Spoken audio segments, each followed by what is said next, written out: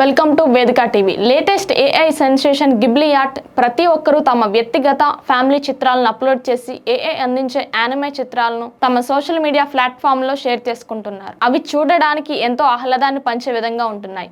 దానిపై వచ్చే కామెంట్ లైక్లను వినియోగదారులు ఎంజాయ్ చేస్తున్నారు. ఇక్కడి వరకు బాగానే ఉన్న గిబ్లీ చిత్రాల కోసం వినియోగదారులు తమ ముఖాలు స్పష్టంగా కనిపించేలా హై రిజల్యూషన్ చిత్రాలను ఏఐలోకి అప్లోడ్ చేస్తున్నారు. ఇది భవిష్యత్తులో ప్రమాదాలకు తావుతీస్తుందని నిపుణులు హెచ్చరిస్తున్నారు.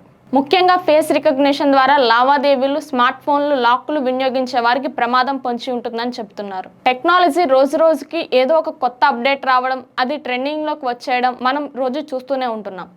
ఇటీవల కాలంలో ఆర్టిఫిషియల్ ఇంటెలిజెన్స్ చేస్తున్న అద్భుతాలు మనం చూస్తూనే ఉన్నాం. ఓపెన్ ఆధ్వర్యంలోని చాట్ జీపీటీతో పాటు అనేక రకాల చాట్ బాట్లు అందుబాటులోకి వచ్చాయి. వీటి ద్వారా ప్రయోజనాలతో పాటు ఇబ్బందికర పరిస్థితులు కూడా మనిషికి వస్తున్నాయి. ఇప్పుడు మరో కొత్త అప్డేట్ సోషల్ మీడియాను షేక్ చేస్తుంది. చాట్ జీపీటీ 4వ సౌజన్యంతో వచ్చిన గిబ్లీ స్టైల్ పోర్ట్రేట్లను సెన్సేషన్ క్రియేట్ చేస్తున్నాయి. ఫేస్బుక్, ఇన్స్టాగ్రామ్, ఎక్స్ ఇలా ఏ సోషల్ మీడియా ప్లాట్ఫామ్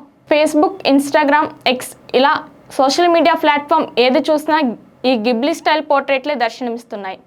ఈ ఏఐ జనరేటెడ్ అవతార్ను ప్రజలు విస్తృతంగా షేర్ చేస్తున్నారు. ఈ ట్రెండ్ కేవలం వ్యక్తిగత చిత్రాలకే పరిమితం కాలేదు. వైరల్ ట్రెండ్లో భాగం కావడానికి వినియోగదారులు పిల్లలతో సహా కుటుంబ చిత్రాలను కూడా అప్లోడ్ చేస్తున్నారు. ప్రస్తుతం ఇదే అనేక ప్రశ్నలకు తావుతీస్తోంది. ఏఐ కంపెనీలకు పంపుతున్న మన చిత్రాలు ఎంతవరకు భద్రమని, భవిష్యత్తులో వాటి వల్ల ఏమైనా ఇబ్బందులు తలెత్తుతాయా అన్న ప్రశ్న అందరిలోని మొదలైంది.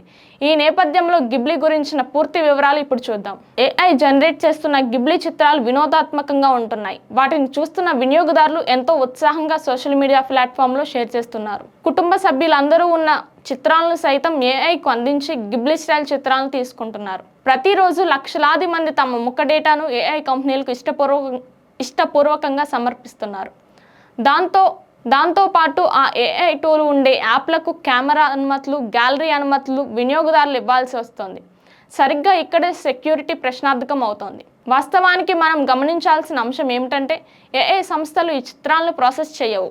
అవి మీ ముఖం కొలతలను స్కాన్ చేసి ఆ తర్వాత మ్యాప్ చేస్తాయి. అంటే మీ ముఖ గుర్తింపు శాశ్వతంగా ఉంటుంది. అంటే ఏఐ మీ ముఖాన్ని శాశ్వతంగా స్టోర్ చేసుకుంటుంది. ఇది సర్వసాధారణంగా మారదు కాబట్టి తర్వాత దాన్ని వ్యతిరేక మార్గంలో వినియోగిస్తే పరిస్థితి ఏమిటి అన్న ప్రశ్న ఇక్కడ ఉత్పన్నమవుతోంది. 2021లో $5.1 బిలియన్ ఉన్న ఫేషియల్ రికగ్నిషన్ టెక్నాలజీ పరిశ్రమ 2028 నాటికి $12.67 బిలియన్లకు చేరుకుంటుందని అంచనా.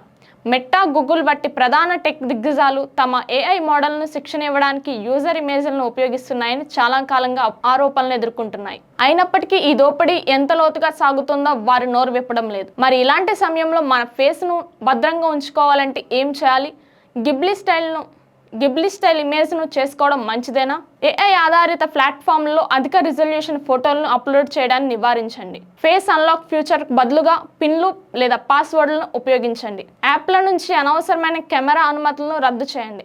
బయోమెట్రిక్ డేటాను ఎలా సేకరిస్తారు, ఎలా ఉపయోగిస్తారో వెల్లడించమని ప్రభుత్వాలు, టెక్ కంపెనీలను ఒత్తిడి చేయండి. ప్రభుత్వాలు ముఖ గుర్తింపు, అనాధికార వినియోగాన్ని నిషేధించాలి. ఏఐ అపరిమిత విస్తరణను అరికట్టడానికి కఠినమైన చట్టాలను విధించాలి.